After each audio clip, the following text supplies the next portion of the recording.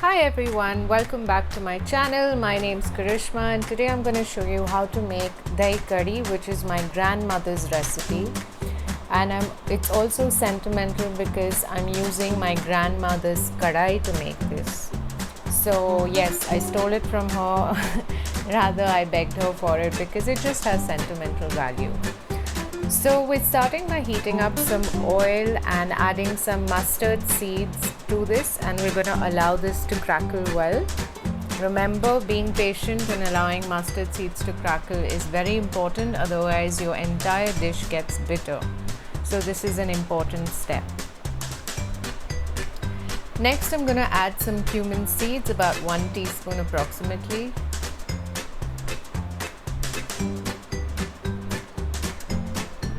And then I'm going to add about 3 chopped onions. Now, most of my dishes serve 5 to 6 people, hence the quantity. You can adjust the quantity according to you. This is 3 medium-sized onions that are chopped finely, and I'm going to let that fry for a bit. Once you see it getting pinkish and on the tinge of brown, I'm going to add in some methi seeds, also known as fenugreek seeds.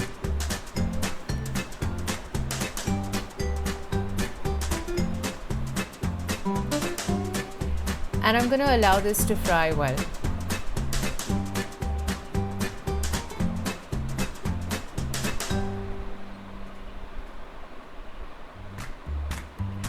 I'm going to add in a few curry leaves and some garlic and green chillies that are finely chopped. I've taken about 9 pods of garlic and 3 chillies that are chopped. You can adjust the chillies according to your spice quotient. For information, 3 chillies in this amount of mixture makes it just moderately spicy, just gives the right hint of spice.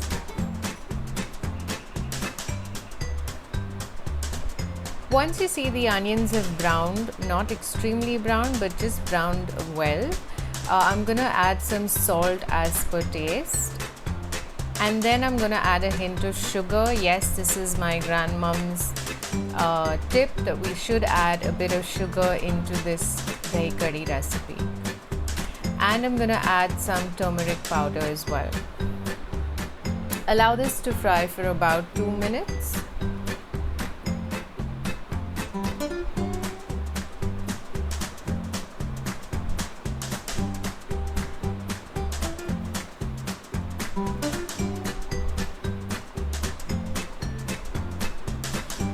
Next, I'm going to add some gram flour or channa atta.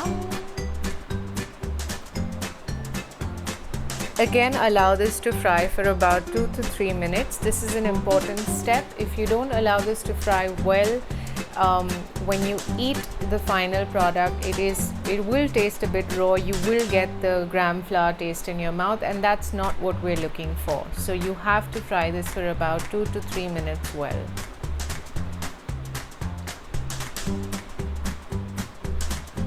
Once you see that this is fried, you need to add some water to this.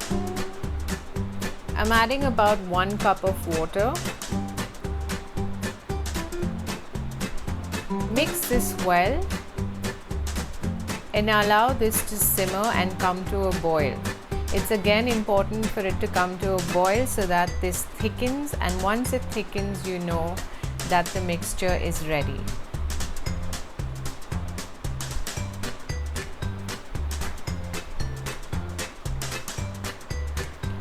Now that it's thick, I'm going to turn the gas off.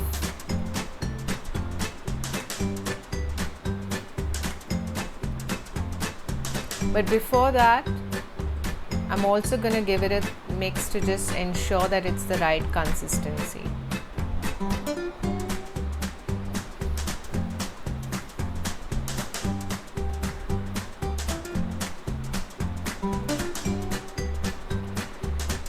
Before adding the curd, you need to ensure that the mixture is warm and not hot by any means. The yogurt needs to be at room temperature, and the mixture needs to be warm. Please do not put it in hot mixture or the curd will split. I'm just mixing all the yogurt in the mixture.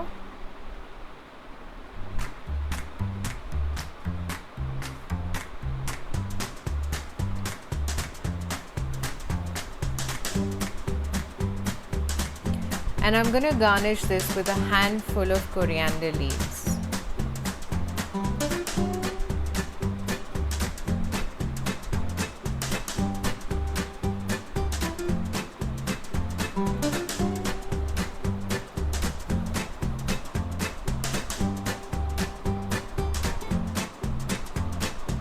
This is so yummy. My whole childhood has passed eating this, and I'm so glad I was able to learn this recipe from my grandmother to take it on for generations to come.